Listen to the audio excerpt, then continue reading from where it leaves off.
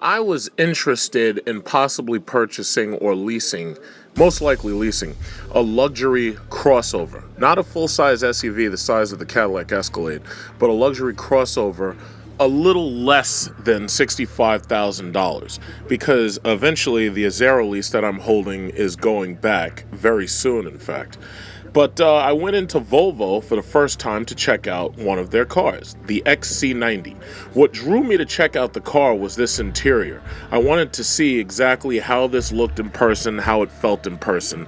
And considering this was my first visit to Volvo, to consider even purchasing one of their cars, I was actually very impressed. It's not very hard to make a winning crossover. All you have to be is spacious, bright, airy, have a nice cabin that's inviting, and have somewhat luxury feel regardless what price tag or price target you're in. Hyundai has mastered it because they have great fit and finishes. Ford is pretty decent with the edge. But Volvo, I was actually surprised. The price on this car was actually lower than I expected it to be, but that's partially because this executive seat option that they call it wasn't available right now. They said that this will be available probably in like January or February or something. So that means it's probably like the Jaguar Ultimate with the seat option. You have to actually order it and they have to custom build it and this, that, and other. So hopefully I see these actually appear on the floor, because a lease on one of these cars is a little less than $480. And I'd really be happy to get one of these for my business, because, you know, you have to be able to move, clients and whatnot around, especially if they don't have anything to get them from one place to another. So this is my experience. So they call this the Momentum Package, $56,000. Yeah, it comes with $49,000 base, $1,900 for the interior upgrades, BLIS, etc., etc. And it all comes out to $56,000. So that's the bottom line. $56,000 means about $750 a month if you finance for 74 months. If you lease it, it's about $490, possibly $450, depending upon how good your credit is. Annual fuel cost $2,250. This is a lot cheaper than, say, a SRT Jeep or any other truck over $60,000. Like a GLE. So this is the back seat of the XC90. Now, as you can see, the wood paneling is really, really nice. The materials look like basically what you'd get in a Mercedes, say an E-Class. You know, there's some hard plastic right here. Can you hear that? Yes, you can. But it looks good. You know what? This reminds me of like the newer, higher-end Hyundai products.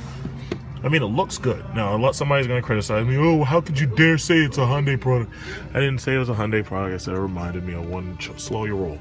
See, I always have to anticipate the criticisms. So this, you know, a lot of the paneling really, really looks good. Exactly what you expect out of like most of the new German cars, Audis, Mercedes, etc., etc. So far, so good. Looks good. Now, a lot of these crossovers, they really don't have very much rear seat space. Like if you look, if you had regular people sitting up front, that's about how much space you'd have. So obviously you're thinking about little Swedish kids sitting in the back seat. If you're 6 feet tall, this is a very, very straightforward, firm second row bench. I mean, could you imagine having to sit like that for a couple of hours? So basically, if you look at the chair recline, they have a chair recline that pulls the chair up forward, and this part falls forward. These are one of those active head restraints that if somebody hits you in the back or whatever, it lessens the impact of your, whiplash. This is the back row. Now, this back row reminds me a lot of my aunt's SRX.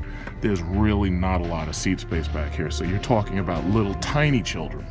So say you've got a 4-year-old or a 5-year-old who's not very big, because they're feeding these kids hormones and stuff now. These kids are getting big. And then if you notice, one thing I do notice that I really like, and this is something to criticize the Tesla Model S, which I actually like the Model S, but you see that the rear vents, they have lots and lots of rear vents right here. If you take a look in the back of a Tesla Model S, there's not a lot of rear vents, and because there's not a lot of rear vents, it can get very, very hot under that panoramic glass. As nice as it may be, the rearmost jump seats aren't very good because of the air circulation. It's not very good for air circulation, especially when you're dealing with like one main compressor that's all the way up front in the car, and you look in the back of the car and there's not a lot of airflow. So this is a very detailed look right here at the interior.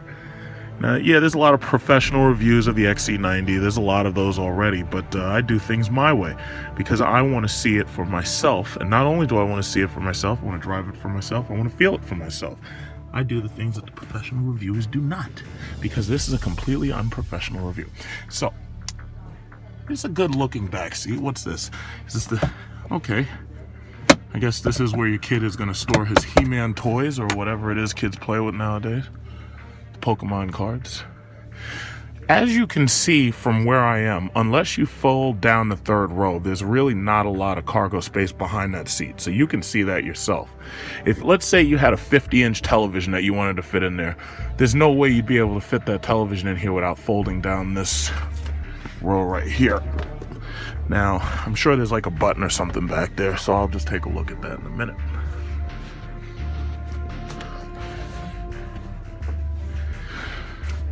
Okay, let's see what we're looking at. Yeah, these are the locks that for the fold flat. These are the tethers, as you can see. Let's see what the back looks like.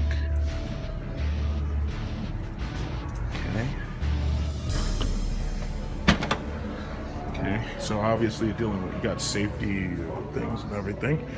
So if this is the back and you set this up, the pullover to make sure people can't see all your stuff to steal.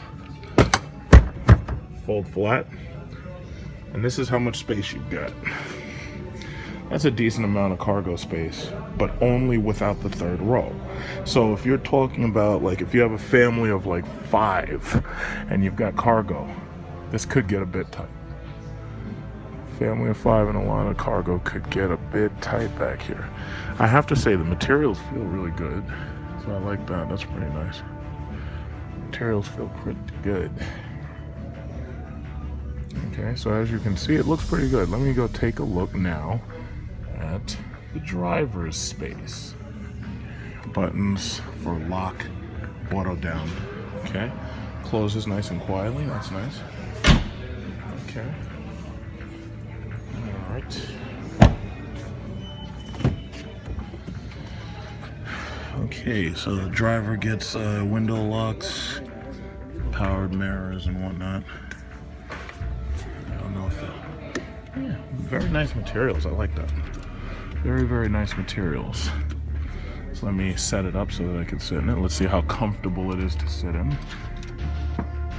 So, okay. Now let's see. Oh, all this money and you got a manual goddamn pull switch. All this damn money.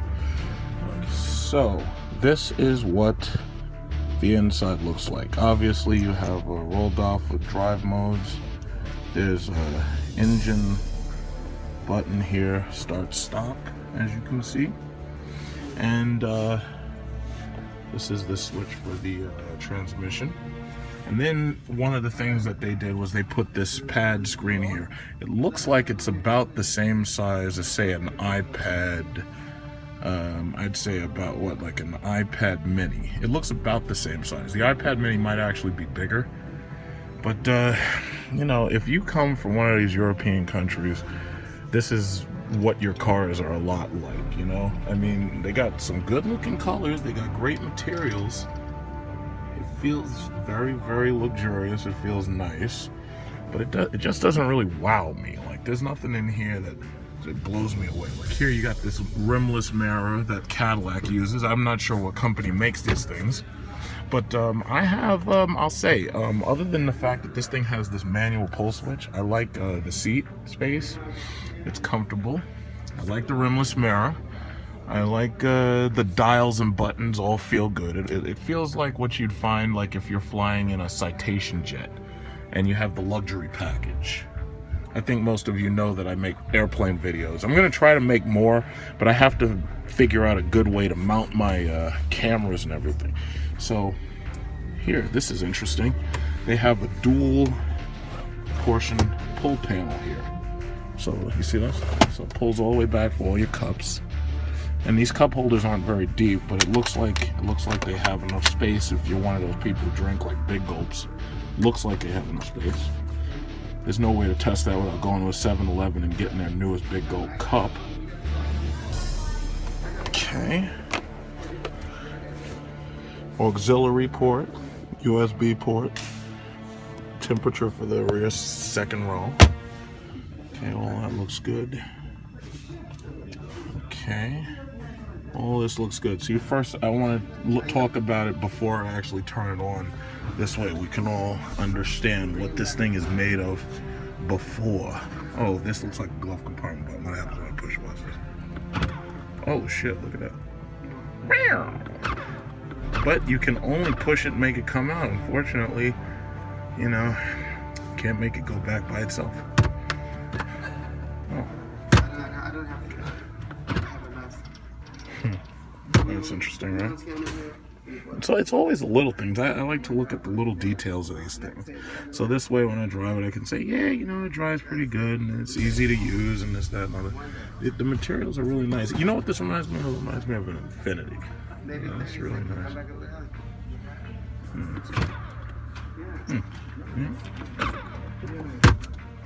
Yeah. Clean zone. Just remember, everybody, we're green people. We're very green. Yeah. We're being green.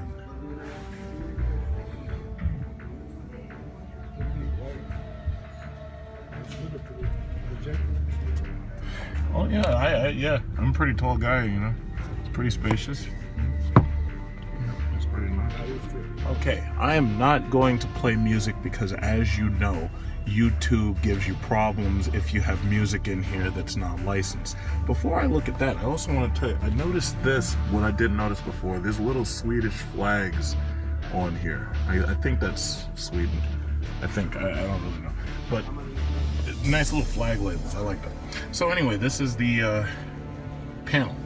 So as you can see, it's not as big as, say, a Tesla Model S.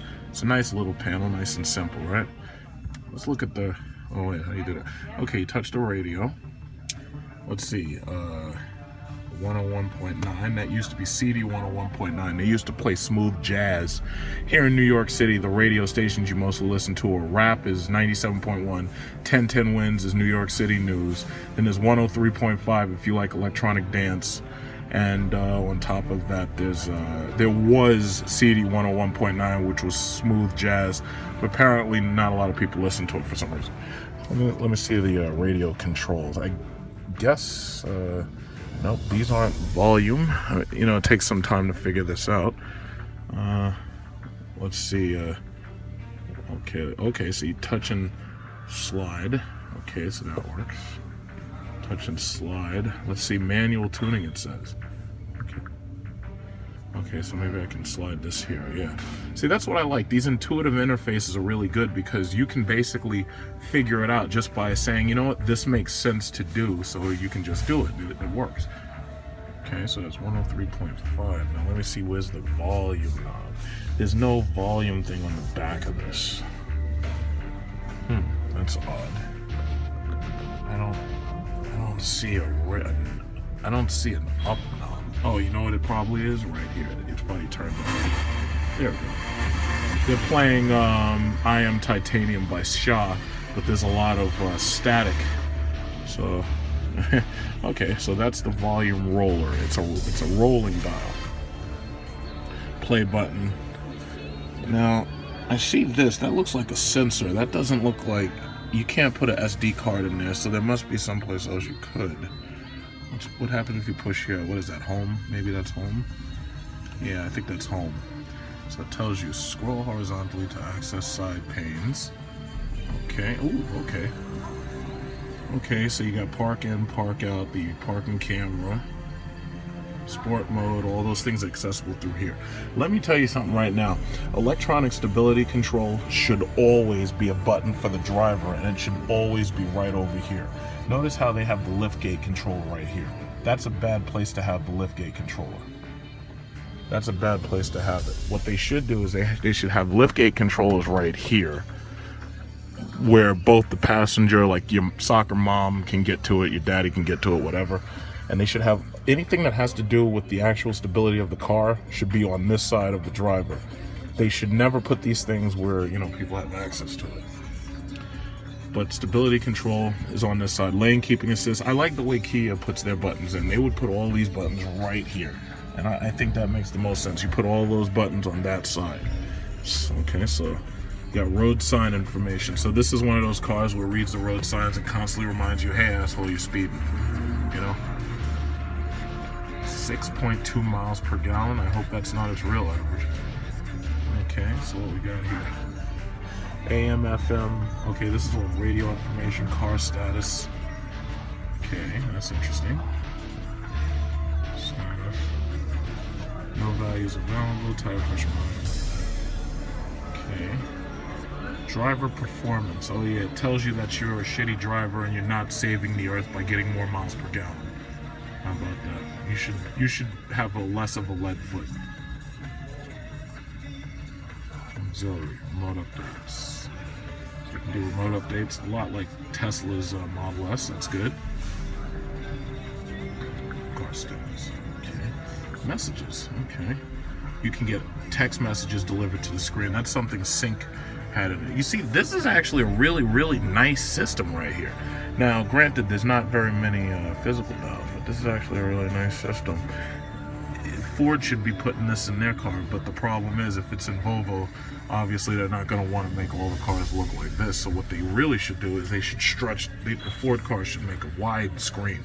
So like imagine if this whole area right here was all screen. That would be really nice. I like, what is it, landscape mode more than portrait mode anyway. Portrait mode is okay, but I really like landscape. Looks better. Like when you think the Mercedes S-Class, the whole damn screen, it stretches from here all the way across. And that's one of the reasons why driving that car is like driving a damn spaceship. Okay, let's look at the heating, cooling. Okay, that looks good. Rear climate, you can control rear climate. That looks good. All right.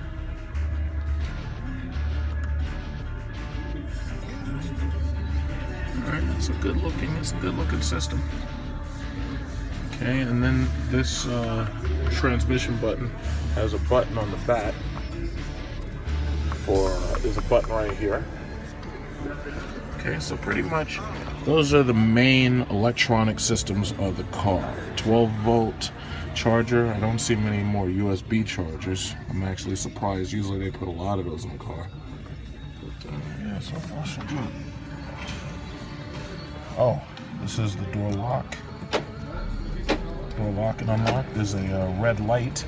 As you can see, a lot of attention has gone into detail. I really think they should have put more switches on the driver's side instead of putting them only on the computer like the electronic stability control. But overall, it's relatively easy to access and it all looks very good. But this car is really good to drive when it's darker or when you're dimly lit, because some features it can get a little hard to see as the light starts to get brighter. So it's a lot like the system in the Jaguar, in fact, if you look at it.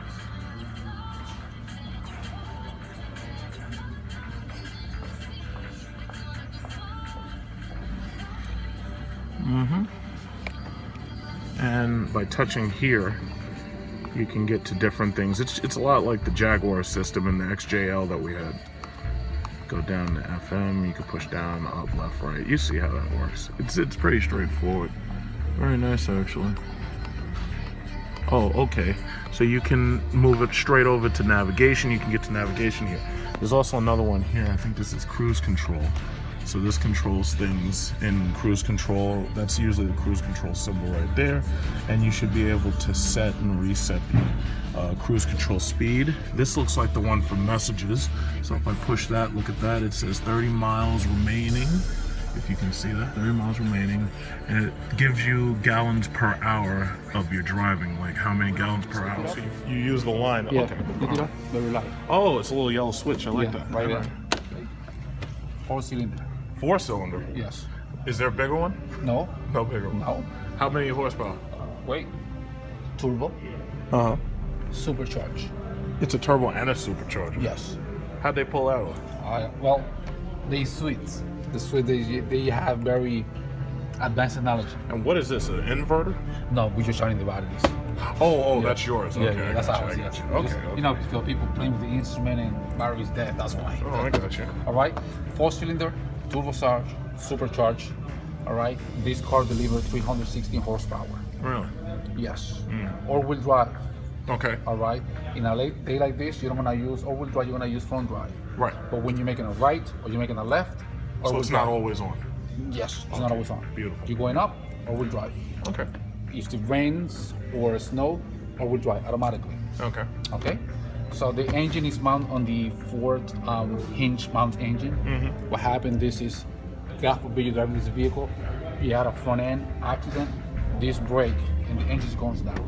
Oh, okay. It's a safety Feature. to make sure the engine don't hit Doesn't you. go inside. Gotcha. Here, you don't see because it's covered with Volvo design firewall. Oh, okay. Yeah. If you have a, there is a fire in the engine bay, the fire doesn't go inside. Gotcha. All right. All right. Volvo has always been about safety. It's really not that hard to build a winning crossover nowadays. First of all, as I've already mentioned, the four-door sedan is dying. Very few companies are willing to build four-door sedans large enough to, seat 4 men or 4 family members my size. If you're 6'6" tall, there's not a lot of options for you on the market. Now, I love my Chrysler 300, but if I couldn't buy that car, I'd pick a Hyundai Genesis because of the size. The back seat's fantastic. The front seat is even better than my car. The back seat is even better than my car. The Hyundai Genesis is a car that I keep praising because I'm willing to give credit where credit is due. That's one of the reasons why I drive everything. Any brand new car that comes out that's got some buzz, I'm willing to give it a try regardless who the company is. Every now and then I'm very pleasantly surprised. The Volvo surprised me by having an interior that looked fabulous. If you were to snatch the logos off, you could easily snap a Mercedes-Benz or a BMW or even an Audi badge on this, and it would still be a beautiful and lovely car. Therein kind of lies a problem with it. You see, it's kind of generic. The exterior, it's a Volvo when you're on the outside. The interior, however, doesn't really scream, quote, Volvo at you, because Volvo, it's more about the idea of driving a very, very safe, fuel-efficient car than it's about anything else. It's not about sports. It's about luxury, but it's more about safety than anything else. Safety is the word that just keeps on coming up. In addition to safety, they talk about how green it is.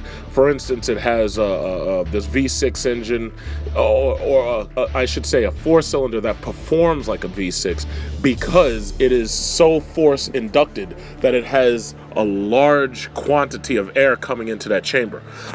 Turbos and a supercharger combined in order to suck in a hell of a lot of air and produce over 300 horsepower. And it's actually a very small displacement engine, partially because the European displacement taxes are forcing the European makers, and I've said this before in BMW and Mercedes reviews, they're forcing them to downsize all their engines.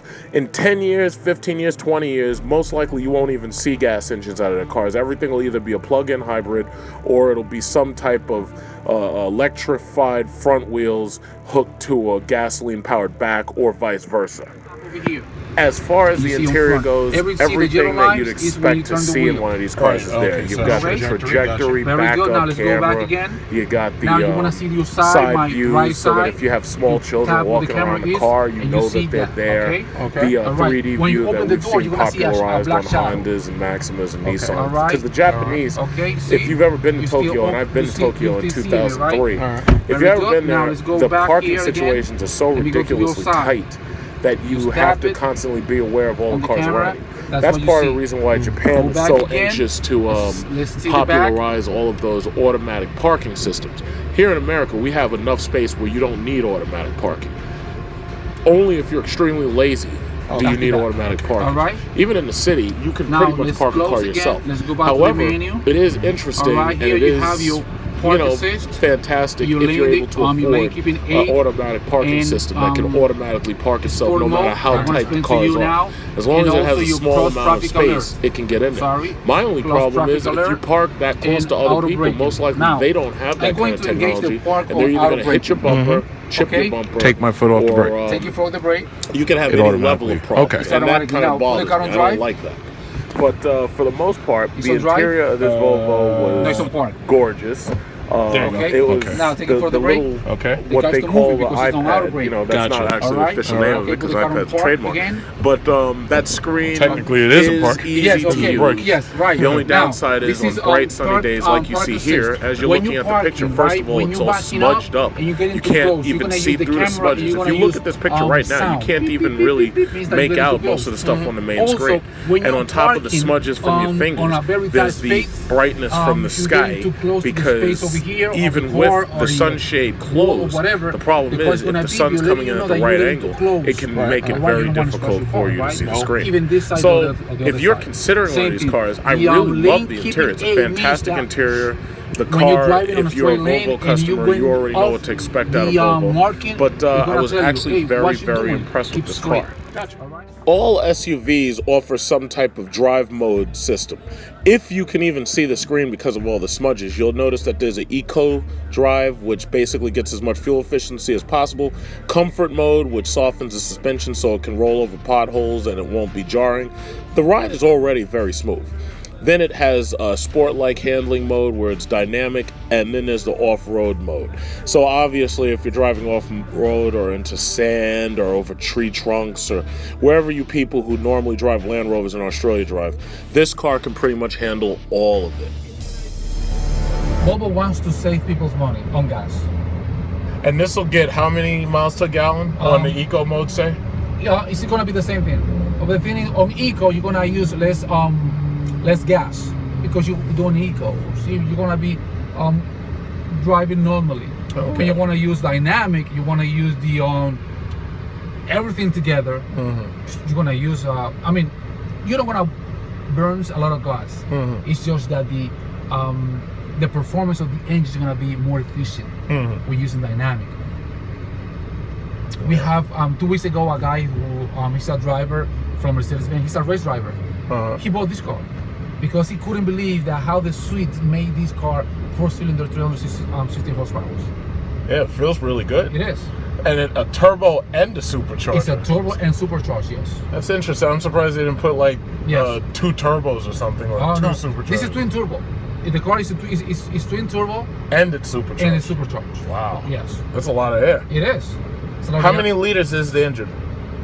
2.0. Only, okay. So that's why they push so much air in there, Yeah. so you could say, all right, yeah, that makes sense. It's pretty hot. Yeah, it is.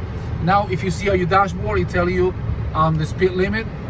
And when you go into a school, right there, you see those two square white boxes. Yeah, I see it. It says Yes. speed limit 40. Very good. Yeah. And when you go into a school zone, it's gonna tell you, hey, it's gonna pop up with a yellow line. Okay, Yeah, so now you can just... push it.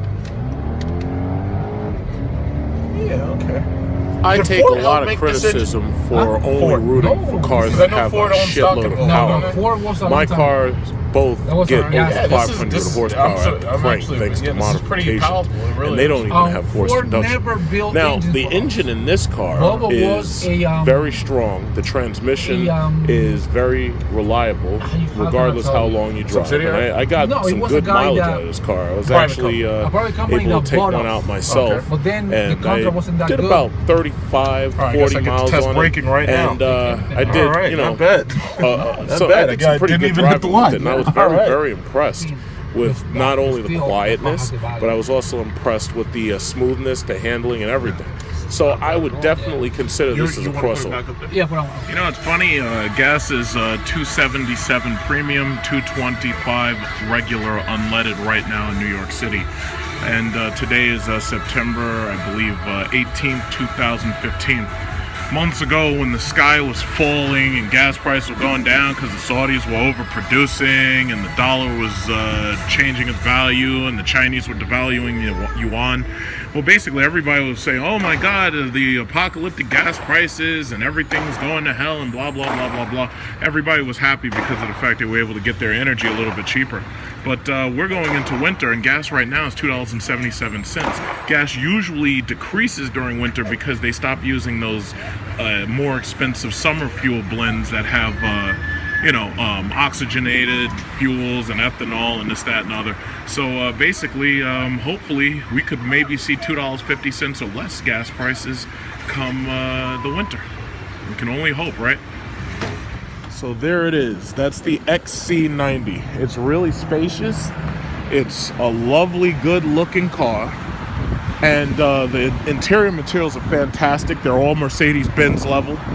It's got a slightly more interesting interior than, say, a BMW, which pretty much they all look alike.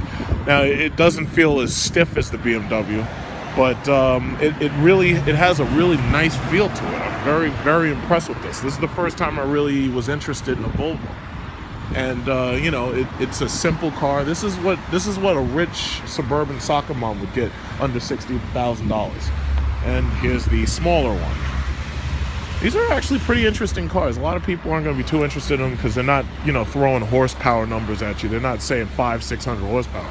But I'm actually very, very impressed with the features in it. Feels smooth, feels nice, cold, quiet, nice and cool. Very, very impressive. Very impressive car.